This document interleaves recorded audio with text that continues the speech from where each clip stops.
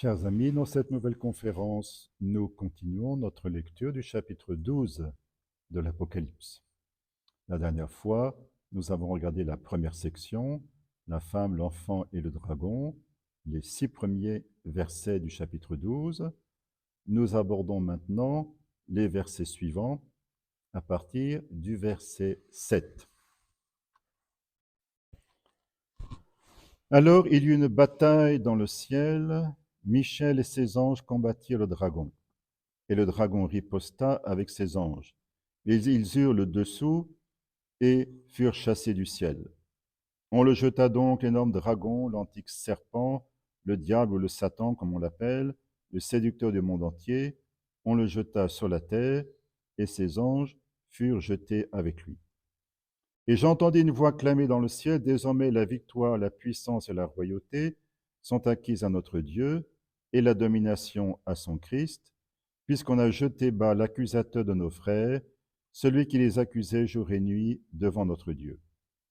Mais eux l'ont vaincu par le sang de l'agneau et par la parole dont ils ont témoigné, car ils ont méprisé leur vie jusqu'à mourir.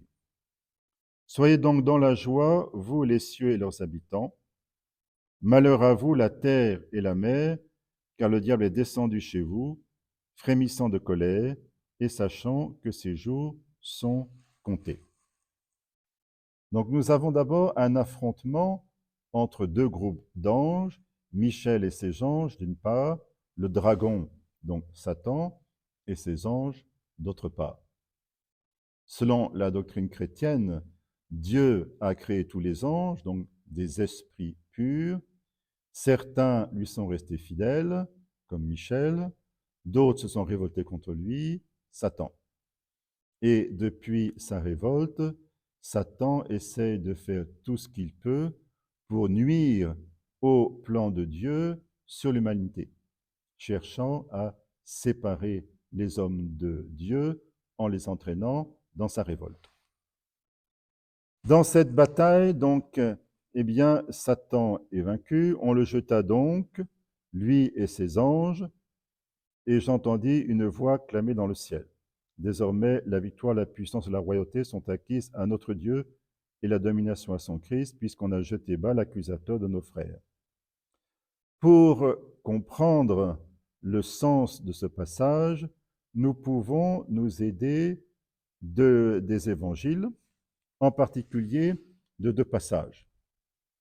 Le premier, dans l'évangile de Saint Jean, je vous ai dit dans l'introduction que beaucoup d'exégètes pensaient que l'Apocalypse était du même milieu d'origine que le 4e évangile.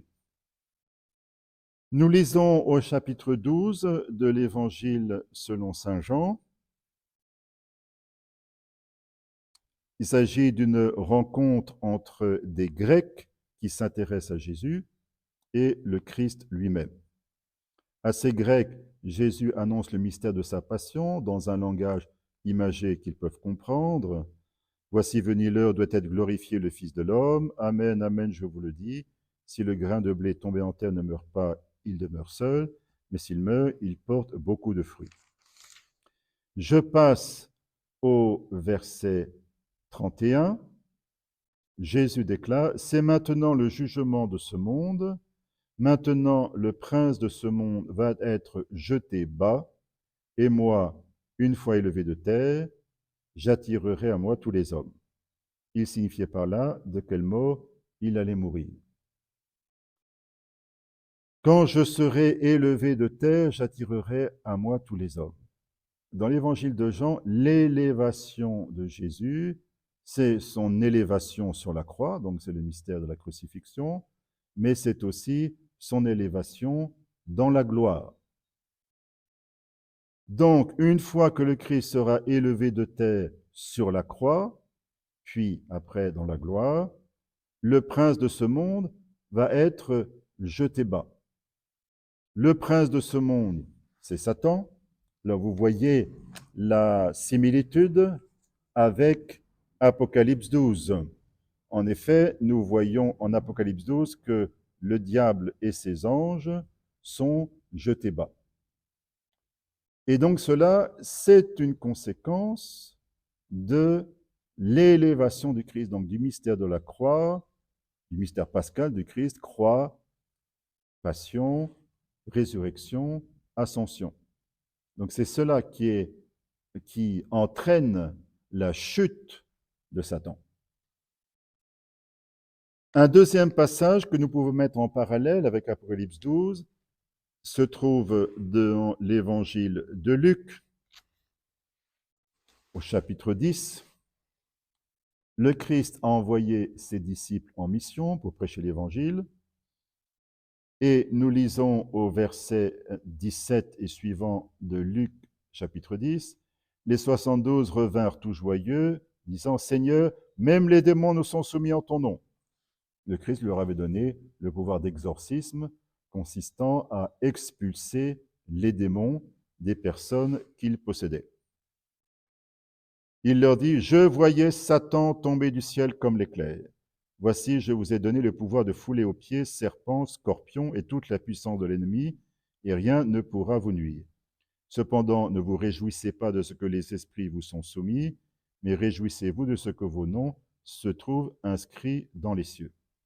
Alors, c'est très intéressant.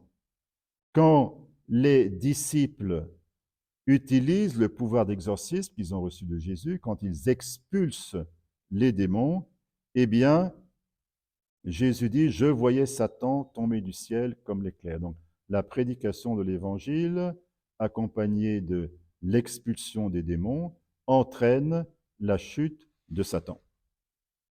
Alors, vous voyez que le chapitre 12 de l'Apocalypse insiste plus sur le rôle du Christ. La chute de Satan, c'est une conséquence du mystère pascal du Christ.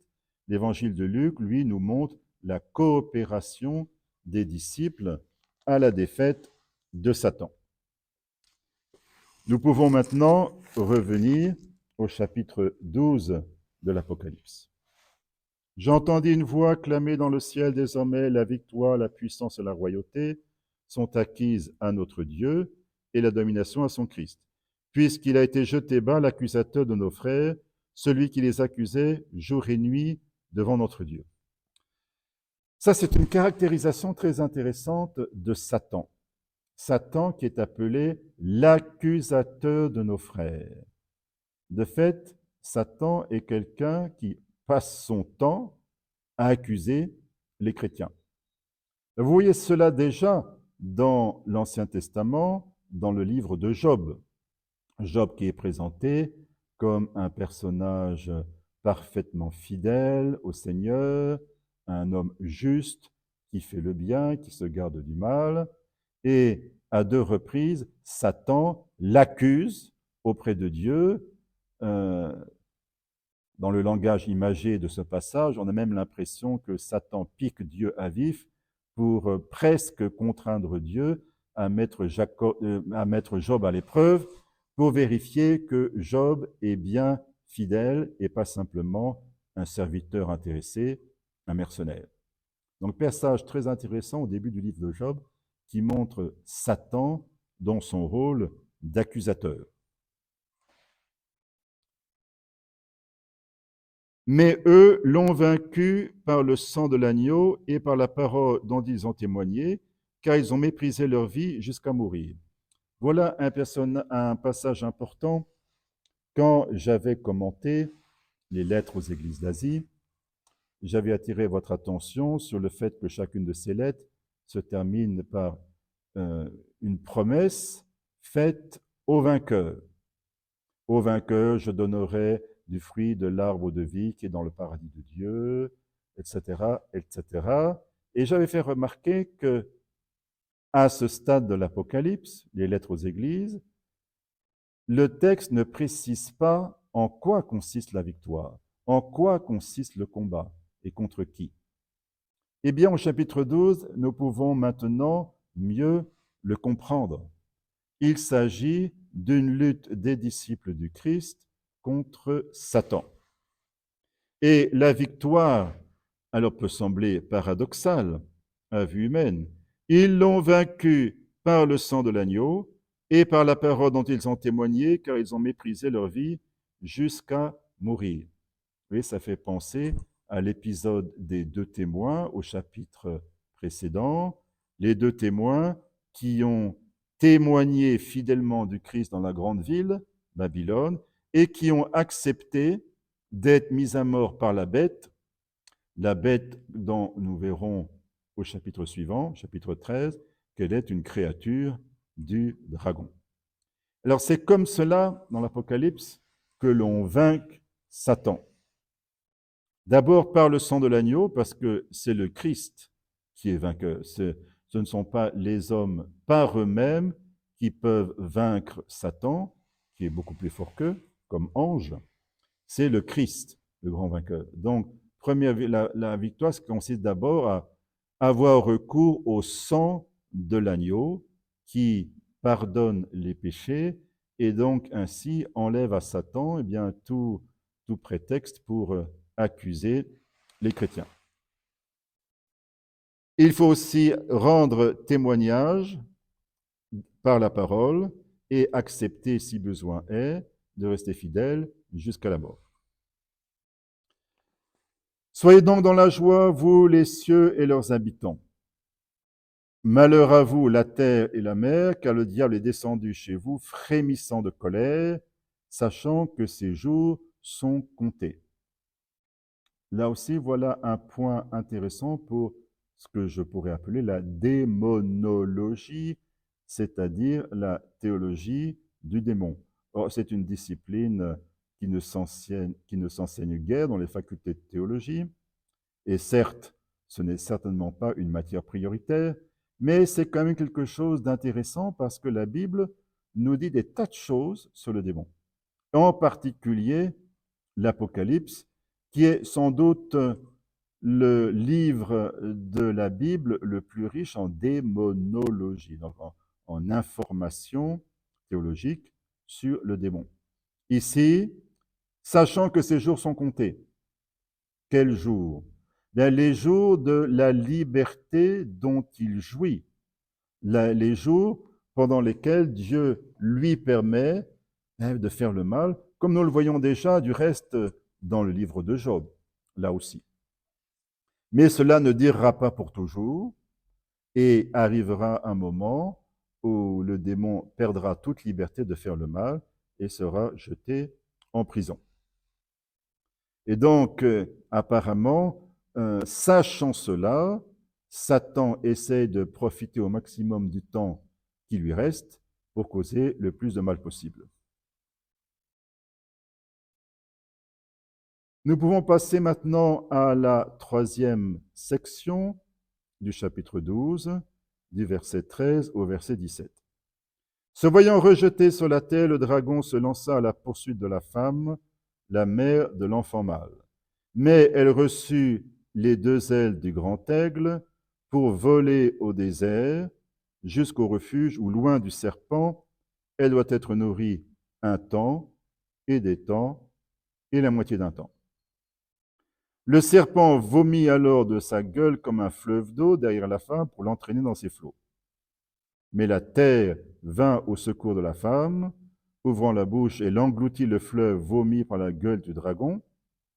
Alors, furieux contre la femme, le dragon s'en alla guerroyer contre le reste de ses enfants, ceux qui gardent les commandements de Dieu et possèdent le témoignage de Jésus. Le dragon cherchait à dévorer l'enfant dès sa naissance, mais nous avons vu que l'enfant a été enlevé jusqu'au trône de Dieu dès sa naissance. Autrement dit, il a complètement échappé au dragon. Du coup, dans sa fureur, celui-ci se retourne contre la femme.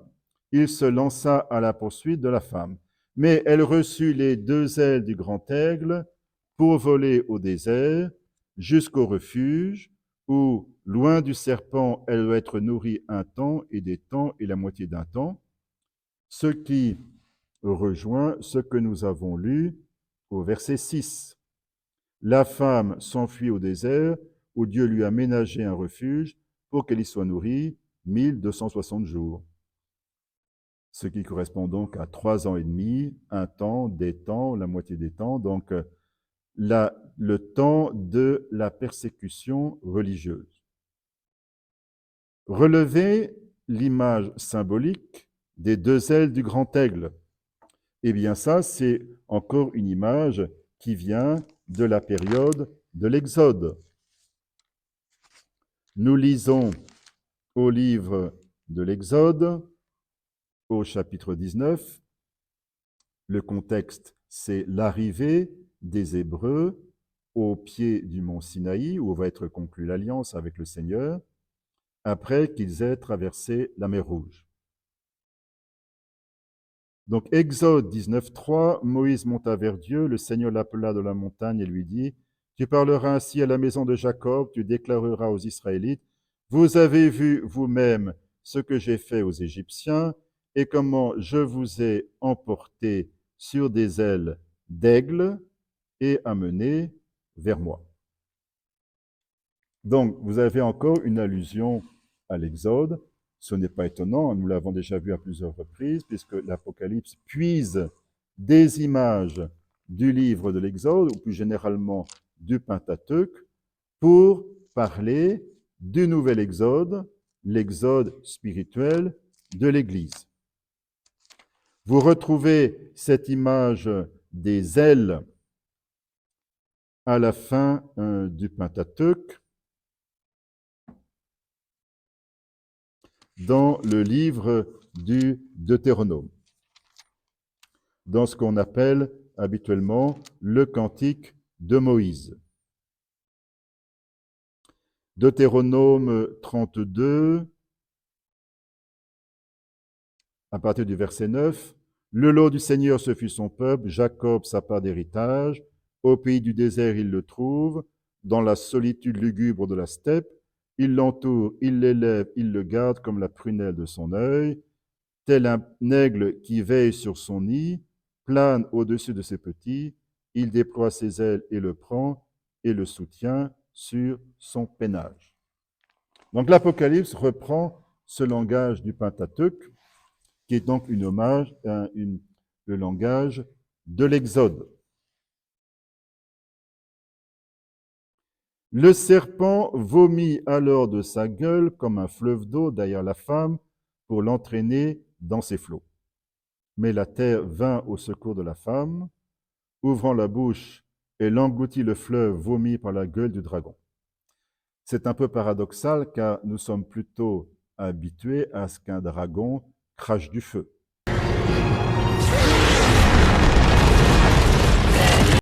Ici, il vomit de l'eau. Comme toujours, langage symbolique, qu'est-ce que cela peut signifier? L'image est celle d'un fleuve d'eau tellement volumineux, tellement impétueux, qu'il emporte tout sur son passage d'une manière absolument irrésistible. Sans doute que la manière la plus simple de comprendre cette image est de la mettre en parallèle avec un autre passage de l'Apocalypse que nous trouvons un peu plus loin. Au chapitre 16, verset 13 et suivant. De la gueule du dragon et de la gueule de la bête, de la gueule du faux prophète, donc la bête de la mer et le faux prophète, qui sont comme des créatures de dragon, je vis surgir 3 esprits impurs comme des grenouilles, animal aquatique, et de fait, ce sont des esprits démoniaques, des faiseurs de prodiges, qui s'en vont rassembler les rois du monde entier pour la guerre, pour le grand jour du Dieu, maître de tout. Ils les rassemblèrent au lieu dit en hébreu Armageddon. Vous voyez que dans ce passage du chapitre 16, il s'agit donc d'une action du démon qui vomit comme des grenouilles qui vont rassembler une armée immense qui va livrer bataille au peuple de Dieu, la fameuse bataille d'Armageddon que nous regarderons le moment venu. Alors si nous revenons au chapitre 12, nous pouvons penser que ce fleuve d'eau vomi par la bouche du dragon correspond à ce que nous lisons au chapitre 16. Autrement dit, le dragon va susciter contre les disciples de Christ une armée pour l'attaquer d'une manière qu'ils croient irrésistible. Mais la terre vint au secours de la femme, ouvrant la bouche, et l'engloutit le fleuve, vomi par la gueule du dragon. Alors, vous avez donc une intervention de Dieu, que là aussi nous pourrons voir plus tard, dans la suite de l'Apocalypse, pour essayer de comprendre en quoi elle consiste. Ici, ce n'est pas tellement détaillé, mais il y a une intervention providentielle qui protège la femme, donc le peuple de Dieu, de cette attaque du dragon. Alors, furieux contre la femme, le dragon s'en alla guerroyer contre le reste de ses enfants, ceux qui gardent les commandements de Dieu et possèdent le témoignage de Jésus. Vous voyez ces trois attaques successives du dragon. Il veut d'abord attaquer l'enfant à sa naissance pour le dévorer, mais l'enfant lui échappe. Il se retourne contre la femme pour l'attaquer, elle lui échappe. Et enfin, furieux contre la femme, il s'en va guerroyer contre le reste de ses enfants, donc là encore allusion aux disciples du Christ. Et ici, c'est un passage qui se comprend mieux, c'est vrai, avec une interprétation mariologique de la femme, à savoir hostilité du dragon contre le Christ, hostilité du dragon contre la Vierge Marie, hostilité du dragon contre le reste de ses enfants, donc les disciples du Christ. Nous pourrons passer à l'étude du chapitre suivant la prochaine fois, et je vous dis à bientôt.